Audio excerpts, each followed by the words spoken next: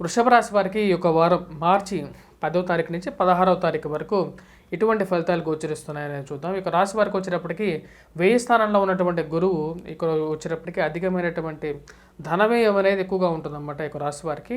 కాకపోతే ఇక రాశి వారికి వచ్చేటప్పటికి ఈ యొక్క వారంలో చూసినట్లయితే 14వ తారీఖు తర్వాత రవి యోగకారకమైనటువంటి స్థానంలోకి మారబోతున్నాడు అన్నమాట. ఇది వృత్తిరీత్యా వ్యాపార రీత్యా కూడా అనుకూలమైనటువంటి ఫలితాలు ఇచ్చే విధంగా ఉంది. ధన సంబంధితమైన విషయాల్లో అనుకూలమైనటువంటి ఫలితాలు ఇస్తుంది అన్నమాట. దీనికి ముఖ్య కారణం వచ్చేటప్పటికి రవి యొక్క అనుకూలత అన్నమాట. రవి 2 స్థానాల్లో యోగిస్తాడు. ఒకటి వచ్చేటప్పటికి రాజ్యస్థానంలో యోగిస్తాడు, అదేవిధంగా లాభస్థానంలో యోగిస్తాడు అన్నమాట.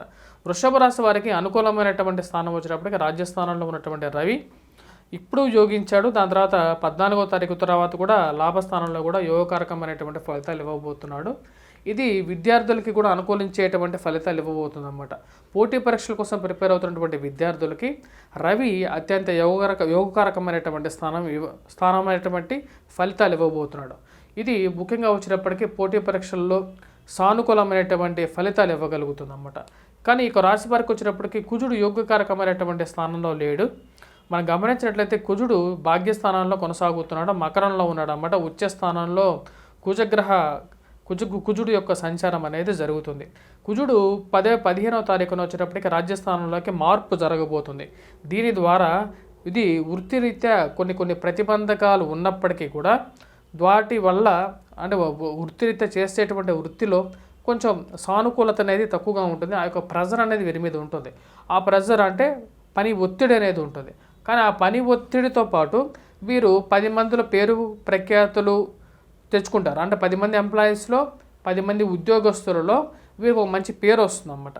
అదేవిధంగా రవి ఈ రాశి వారికి లాభస్థానంలోకి మార్పు జరగబోతున్నప్పుడు మంచి అనుకూలమైనటువంటి ఫలితాలు ఇవ్వగలుగుతాడు అన్నమాట. ధన సంబంధితమైన విషయాల్లో అనుకూలమైనటువంటి ఫలితాలు ఇస్తాడు. సంఘంలో గౌరవము గుర్తింపు ఇవ్వగలుగుతాడు. రాజకీయ అనుకూలత ఇవ్వగలుగుతాడు అన్నమాట.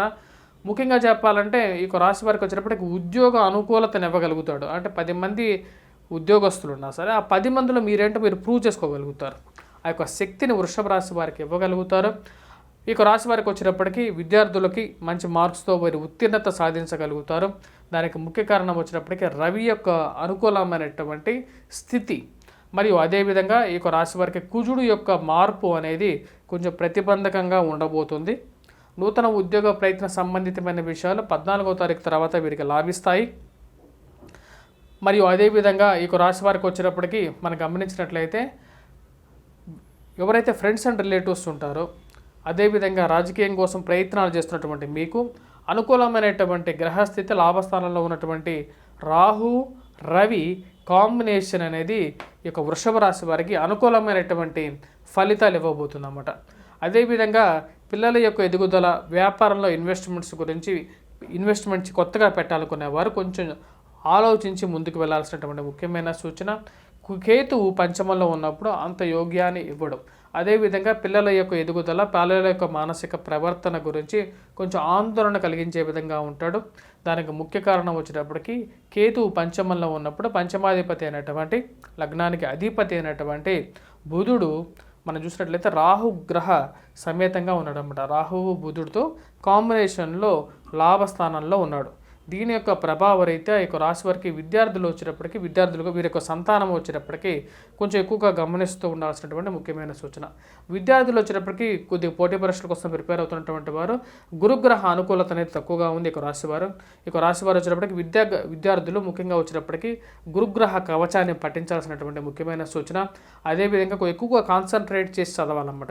వృషభ రాశి వారికి వచ్చేటప్పటికి గురుగ్రహ అనుకూలత తక్కువగా ఉన్నందువలన ఎక్కువగా కాన్సన్ట్రేట్ చేసి చదివినట్లయితే మంచి అనుకూలమైనటువంటి ఫలితాలు అనేది పొందగలుగుతారు.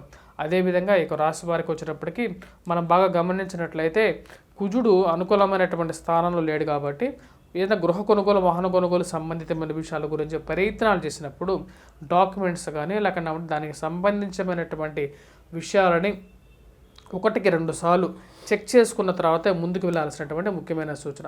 ఇక రాశిలో ఉన్నటువంటి వారు ఎటువంటి పరిహారాలు చేసుకోవాలి అనేది చూద్దాం. గురుగ్రహ అనుకూలత కోసం గురుగ్రహ కవచాన్ని, సరస్వతి కవచాన్ని పఠించాలి.